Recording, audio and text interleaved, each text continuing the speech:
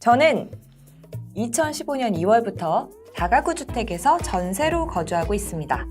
2017년 2월 만기 이후 별다른 재계약 없이 이 암묵적인 네. 계약 연장으로 지금까지 지내고 있었습니다. 네. 그런데 지난 주말 집주인이 저희 집에 내놨다며 이사갈 곳을 알아보라고 했습니다. 그렇게 급하게 새로운 집을 알아보던 중 마음에 드는 집을 발견하였고 혹시 놓칠 수도 있을 것 같아서 계약금을 지불하고 바로 계약하게 되었습니다. 다른 집을? 이사 날짜는 지금 살고 있는 전세 만기 날짜 2019년 2월 말이죠. 그 지난해 말에 올라온 글이어서. 네, 그렇게 맞춰놨고요. 이를 지금의 집주인에게 이야기를 하니까 지금 집이 나가지도 않았는데 벌써 다른 집을 계약하시면 어떡하세요? 네. 밑박하는 거죠. 어쩌냐면 이 본인들의 집, 현재 임차인? 제가 이 전세로 거주 중인 중인데. 집이 이 먼저 계약되고 그 날짜에 맞게 저희가 나가야 한다는 말도 안 되는 말을 하기 시작했습니다. 말도 안 되는데?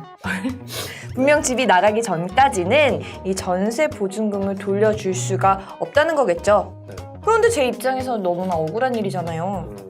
분명 집주인이 먼저 나가라고 했고 이 계약 만기 날짜에 맞춰서 나가겠다고 한 건데 이 만기 날까지 보증금을 돌려받지 못할까 봐 너무 겁이 납니다. 어떻게 대응해야 할까요? 이 법적 대응을 한다면 당연히 저희가 유리하겠지만 이 결과가 나오기까지 시간이 오래 걸릴 거고 그 안에 저도 다음 이사 갈 집의 보증금을 지불해야 되는데 정말 걱정입니다.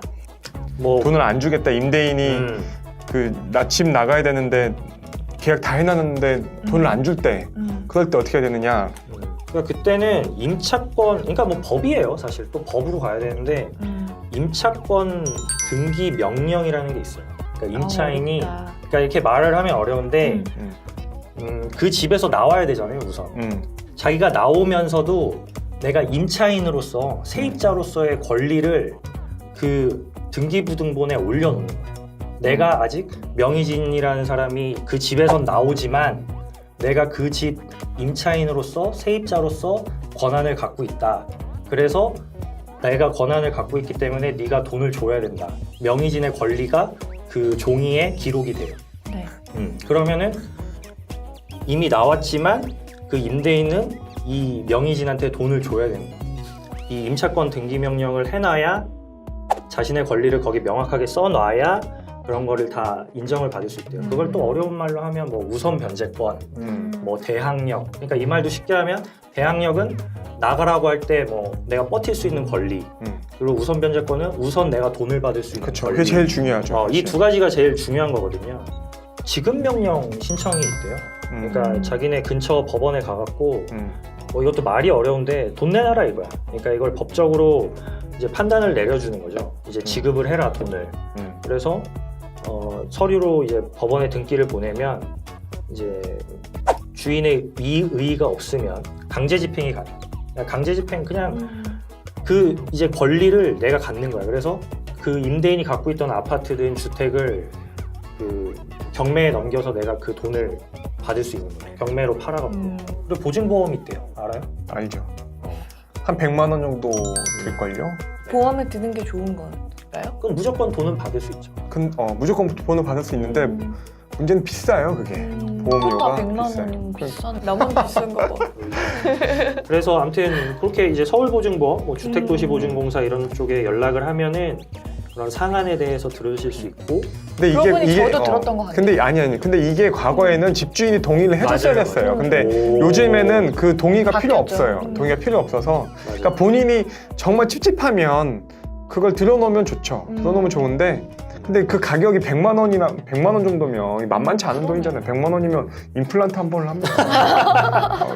법적으로 아까 말한 가기 전에 소송 전에도 이제 분쟁 조정을 할 수 있는데 이건 언론에서 되게 사실 비판을 많이 해요. 저번에 얘기했던 주택임대차 분쟁조정위원회가 있는데 여기는 합의만 되면 판결과 동일한 효력을 갖는데 그러니까 이성원과 이범수가 임대인과 임차인으로서 서로 합의만 하면 내가 뭐 2달 내로 돈을 주겠다. 뭐 만약에 반환을 안 할 시에 뭐 지연금도 주고 뭐 네가 강제 집행을 그때 가서 해라. 뭐 이런 거를 조정서에 다 적어도 이제 적으면 판결과 같은 효력을 갖는다고 해요. 근데 이제 문제가 뭐겠어? 임대인이 안 해. 임대인이 안 하는 거지. 이걸 내가 조정을 어차피 하고. 선한 의지를 가진 임대인이 아니기 때문에 임차인이 그러면 법적으로 가는 건 그렇고 이건 시간이 안 걸린다고 하니 그 분쟁 조정이라도 합시다. 조정서라도 하나 써주십시오.